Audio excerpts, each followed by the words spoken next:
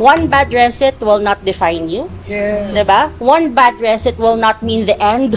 Uwi ako sa bahay, sabi ko sa mga anak ko, my gets ko. Radyo. She's an experienced litigator during her time.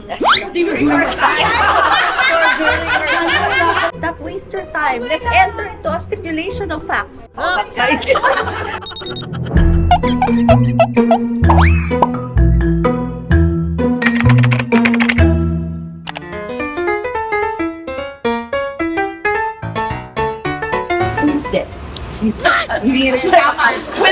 With all the emotions. What does it take for you to be a You have to be very patient. You have to be very diligent. Actually, dalawa talaga yung pumapasa sa bar. Isa talagang nag-aral, at saka isa na swerte. Wow. Oh, but definitely, during the first, yung 4 years of law school, you can come back to read, no? You have to research also. The good thing about the what you call the Gen Z, millennials, ang dali ng mga ano kasi, high-tech na kayo. Unlike during our time, we have to go through the index cards, unahan sa libro, may nagtatago ng scrap, ilang sections, maraming assignments, unahan sa scrap. So, you have to be very early sa library para makuha mo yun. So, kung hindi kayo ganun ka-diligent, hindi kayo ganun ka-patient, wala mangyayari sa inyo because during that time, walang technology here. Yes. You have to rely on the books. You have to go to the library. You have to wake up early. So, kawawa ang mga working students. No? Unlike today, medyo level na yung playing field because even the working students can access the e-library or whatever e-references that they would have. No? Habang nagtatrabaho, sumisilip-silip kayo. May double frame, di ba? Talagang patience and diligence. If you really want to become a lawyer, you have that kind of quality. For example, no, he wanted to become a lawyer. So, gusto lang niya maging lawyer. Pero he doesn't have the quality to become a lawyer. So, nag-enroll siya sa isang school. Pero hindi niya kinaya yung research. Hindi niya kinaya yung discipline. Because sabi nga natin, when you wanted to become a lawyer and you want to pass the bar exams, the first day of law school would be your review of it. You have to, that's the preparation. Yes. And that's the best preparation for the bar exam. So, yung discipline. And of course, the desire. Desire is not enough. Dapat may actions, may determination, may discipline, and of course, destiny. Ganda na destiny. Yeah, that's Because true. marami kasing mga matatalino, maraming qualified, eligible, and minsan, It's just not in the stars.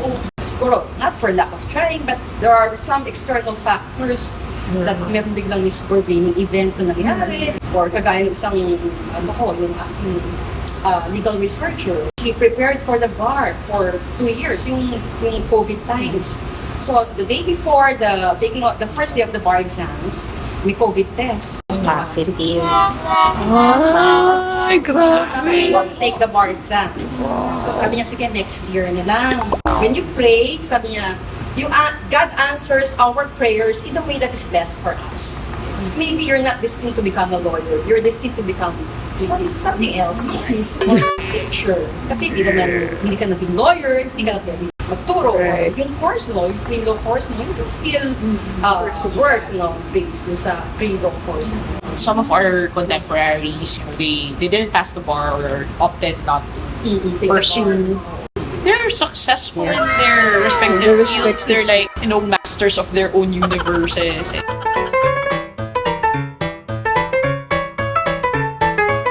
Siyempre sa classroom setting, you have to, kaya nga when first day of school, I have to check their background. Whether they're working students, whether they're full-time students. So you have to manage your expectations also. Pag working student, you don't expect them to entirely read the insight. So you have to understand also na marami silang ginagawa. If your student is a full-time student, walang excuse. Walang excuse. Sabi nga, diba, law is a very jealous mistress. Kailangan mag-aral ka. And then you just think of mga ibang mga extracurricular activities mo after you pass the bar examination.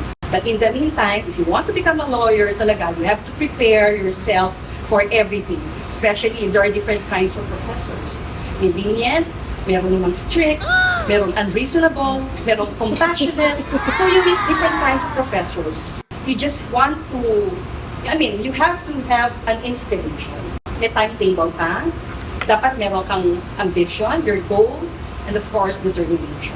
Kaya sabi ko, hindi lahat pwede maging lawyer. There is a certain kind of discipline that one must possess in order to become a lawyer. So kung yung mga bata hindi spoiled, and then you're forcing them to take up law just because you're a lawyer or because the parents are both lawyers, that's not advisable. Other parents are really forcing their children to take up law because they're both lawyers. Kaya, syempre, iba yung interest. Meron namang anak lang ng very modest family, but they want to become lawyers talaga. So, they try their best to become lawyers because they think that that's the only way out to alleviate their situation, their economic standing. And I know a lot of success stories about modest families having successful children, lawyers, doctors, engineers. The inspiration of all students, whether you're rich, whether you're poor, because you never know. For tonight or for now, you're rich. You have your parents to give you all the budget, all the money, diba? All the things that you need. But there will come a time that parents will go, and you just have to stay by yourself, and you will have to fulfill your destiny or make your destiny all by yourself because wala naman kayong ibang aasahan sarili niyo. Sarili niyo. And yung ambition nyo sa sarili niyo. Education is the best equalizer or the greatest equalizer. Whether you're rich, whether you're poor, pag nasarap ka ng court, hindi na may tatanong ng court, saan ka graduate? True that. The judge will not ask that. As long as you argue your case well, impressive yung yung pag-defend mo sa case, that's all that matters. Oo, talaga. Talaga, parang makikinig ka talaga kasi dyan.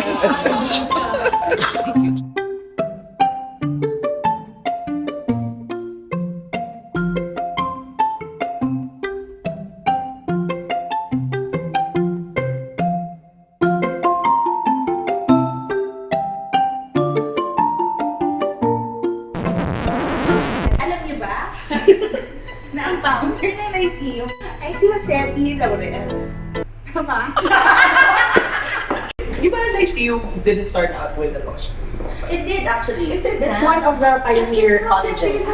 Yes. It's an honor. Di ba siya yung kaisa-isang tao na part ng judiciary, legislative, tsaka executive? Sino ang unang Supreme Court Justice? Cayetano, Arellano, siya yung mas my God, may song! Anong kanta yan? Anong kanta yan? Wait, saan tayo? 5. Saan? Asan? Ito! Sorry, hindi kami sanay kasi may elevator sa law school. Di ba no elevator sa Walang. UP? Naabutan mo yung elevator sa law school. Yung scenic Oo, yung scenic daw. elevator. Oo, naabutan ako.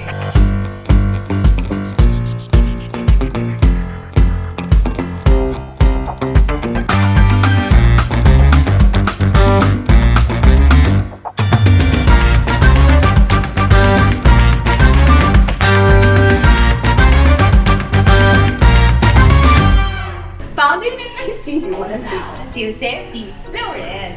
Bakit sa mga library, walang tao? Kasi sa anong ibig sabihin mo, ayaw na nila mag-library.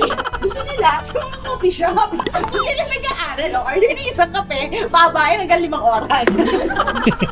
Social distancing talaga. Di pwede mag-chismisan, magkakatabi. What's your favorite section the library? The Xerox machine. Actually, tayo po na library for the Xerox. At saka jury. Kasi may teacher talaga na parang totoo. Na-amjure. Saan nahanap yun? Marbury versus Madison, mga ganun. Yes. Tapos ano pa, ISP Bonanza pa yung internet. Ikaw lang alam kung kaya nga kita kinakaibigan Credit. Ng prepaid. Oo, Wala pa na yung card. Biglang nagano siya, pumayag siya, hatid ako sa bahay. Para Kinakaibigan ko siya. Malakas kasi internet at saka may printer siya. Every nga nagsabi ni Dean, dapat para-paraan yan kung paano ka mag-search. kasi sa Indirectly. Oo. Cavite. Cavite kasi mahina ang internet Signal, do. Oo. Sa kanila malakas eh. Kukulit ako sa modem. Oo. Ang pogi talaga ni Dr. Salvador H.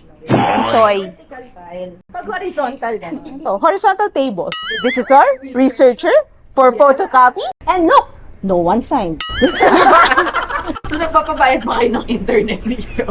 Yun naman, libre. Libre internet. Mahal ba yung tuition na? Actually, hindi. Reasonable siya for working students. Kasi nga, syempre, di ba, ang market namin puro working students talaga. Kasi para night school. Oo. So, walang mga CBD. Pang day, sobrang bihira. Mostly pag fourth year na. Pupunta yung mga students to study, yung mga hindi work. Oo, pupunta rin naman. Yan, hingi tayo nito. Ano yan? Information. Buti na lang, nakita mo tong information guide. Anong nilalaman ng information guide, Camille? Abib yan. Dito makikita yung library mission at saka general objective ng Jose P. Laurel Law Library. Ano objective nila, Camille? At the moment, brain, At work. no, at vacation. At vacation. At class. Don't forget, in case of earthquakes, keep calm. And panic. And run. Run for your life. Ito ang lecture room. Oh. Wala na palang blackboard ngayon, ano? Glass na.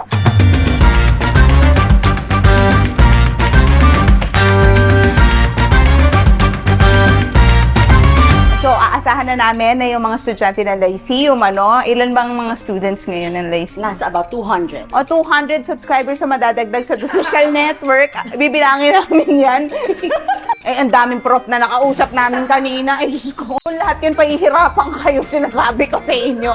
Ano man naman yung mag-like at subscribe? Napakadali naman nun, pabihira kayo. Pero thank you so much sa Lyceum. At I'm sure maraming natutunan sa ate, mga professors na nakausap kanina at na-interview, followers at mga law students at mga aspiring law student. Pag may tanong kayo sa pag-enroll or sa mga Siya po ang hahanapin, Attorney Lay. Sana nagustuhan nyo itong episode na to. Like at subscribe kayo. At pwede kayo mag-comment, pero positive lang. Bawal yung mga nega dyan. Patay kayo.